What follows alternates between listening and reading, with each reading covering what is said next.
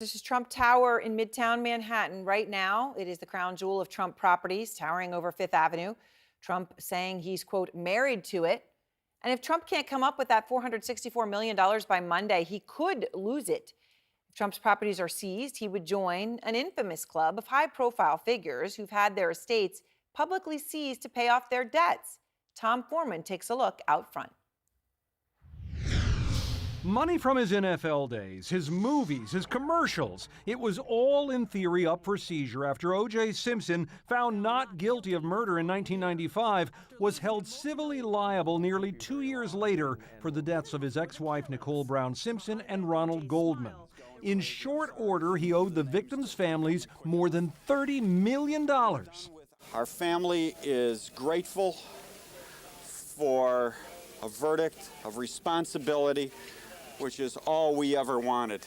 But although authorities raced to fulfill the judgment, even seizing and selling off O.J.'s Heisman Trophy, an attorney for Nicole's estate says O.J.'s wealth was locked up in untouchable pensions. His car was leased, his house heavily mortgaged. And what was left? Rugs, crystal, trophies, golf clubs, expensive furniture, things like that. Those were the only things we could get, and they were eventually auctioned off for about maybe $1.5 million.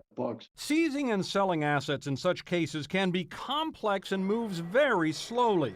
Take the New York stock market scammer who saw authorities seize his bank accounts, his homes, his boats. It's been 15 years since Bernie Madoff's guilty plea, but investors only recently announced they've recovered just over 90% of what he stole from them, which many experts actually call a big success in this business. When someone has an enormous amount of wealth and a lot of assets and a lot of partners and it's super complicated, that makes it, it drags it out. And it's unfortunate because you're right, then justice takes much longer and people have to wait. In Florida, a court just this year ordered the seizure of more than $63 million in assets from a Miami commissioner for engaging in improper political retaliation.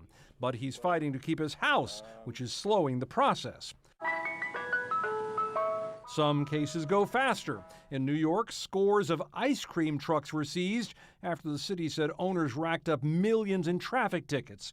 And some cases don't seem difficult at all. A few years ago, a man was accused of looting and selling priceless Cambodian antiquities, but died before answering criminal charges. His family has returned more than 100 relics to Cambodia, and in 2023 agreed to forfeit $12 million and a Vietnamese statue.